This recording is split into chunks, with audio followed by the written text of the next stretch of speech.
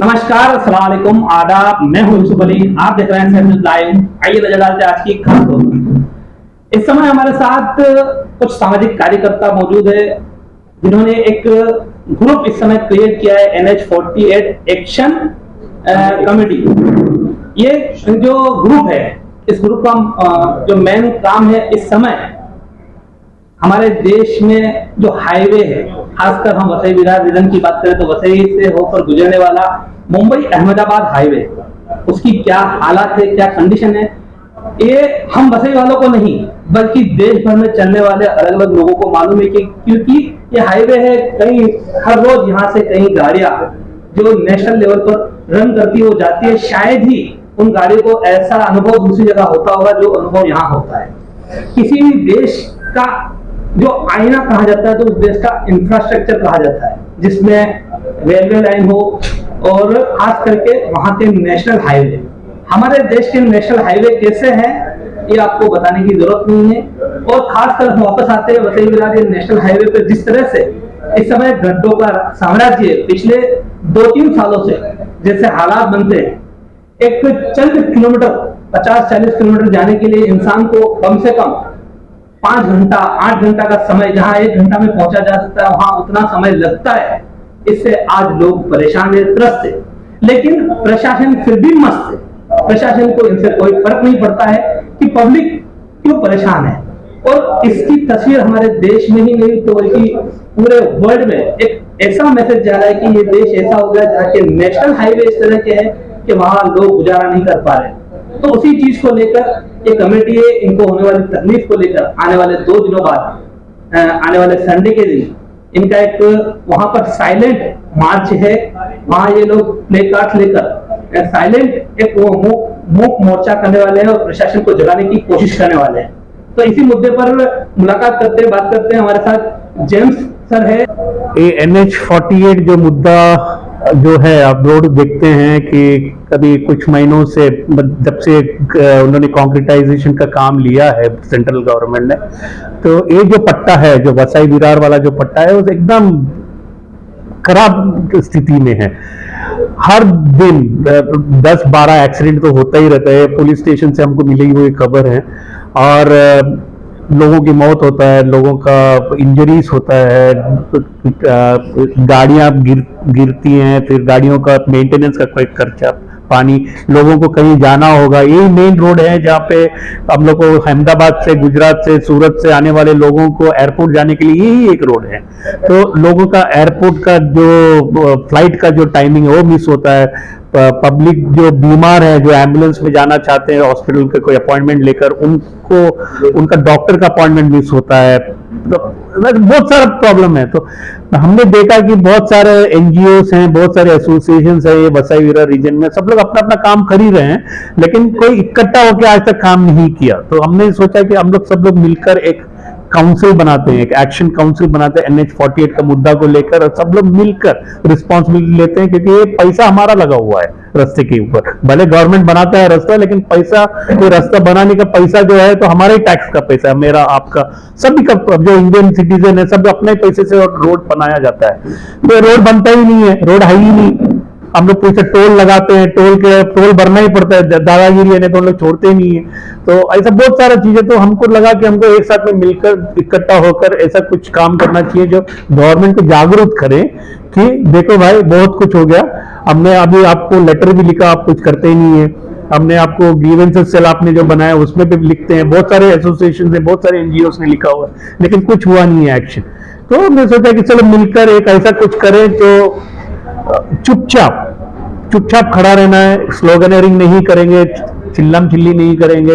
एक play card पकड़ेंगे और प्ले कार्ड में अलग अलग मुद्दा हमने लिखा हुआ है, this is my money, our tax money, हमारा पैसा टैक्स का पैसा है, रोड बना के दो हमको, हमारा रोड कहाँ है, ऐसा वगैरह वगैरह, ऐसा बहुत सारा हमने प्ले कार्ड्स बनाया हुआ।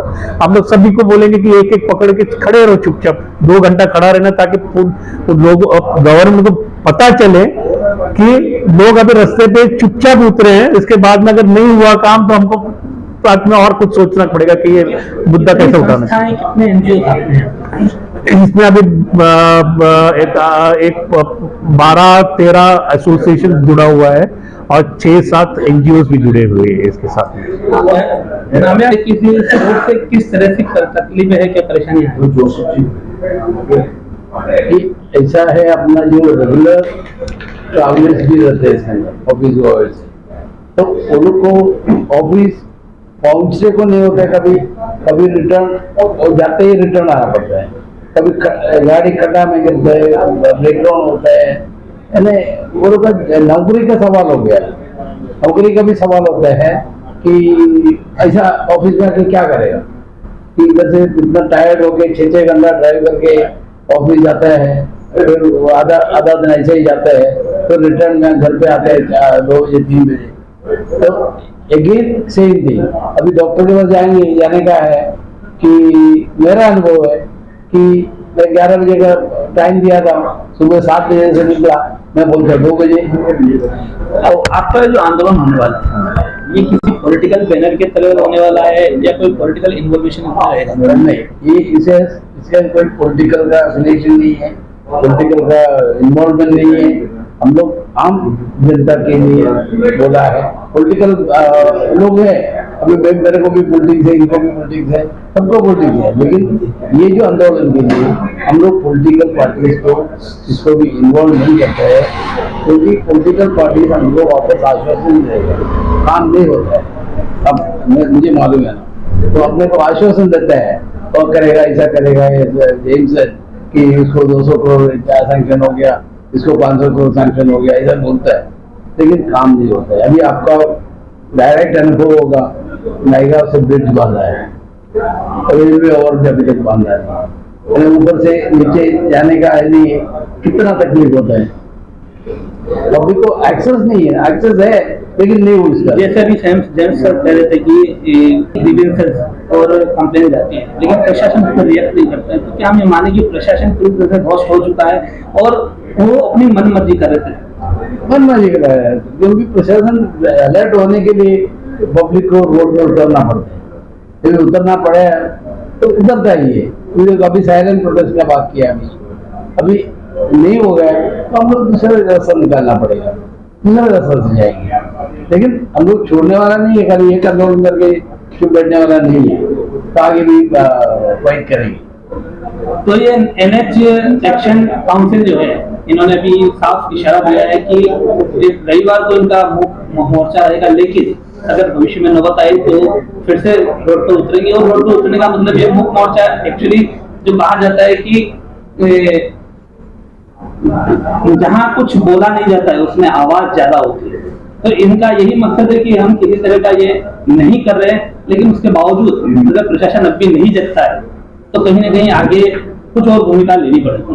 अब आने वाले रविवार को हम जरूर इस मोर्चे को कवर करेंगे, उसकी कवरेज आपको दिखाएंगे, और उसके साथ ही हम आप सभी से भी गुजारिश करना चाहेंगे कि आप अपनी राय कमेंट में जरूर दें कि इस मुद्दे को लेकर आप क्या कहना चाहते हैं, कितना परेशानी लोगों को किस तरह की, ताकि प्रशासन तक कहीं ना कहीं ये वीडियो पहुंचे और उन्हें इस चीज की, वैसे सभी को सभी चीज मालूम है, तो यहाँ लोग जानबूझकर आंख बंद करके बैठे हैं, दृष्टाष्ट्र बने बैठे हैं, तो ऐसे बात नहीं कि मालूम नहीं है, लेकिन कम से कम उन्हें ये मालूम पड़े कि पब्लिक जागरूक है करके वो उस पर कहीं ना कहीं एक्शन ले।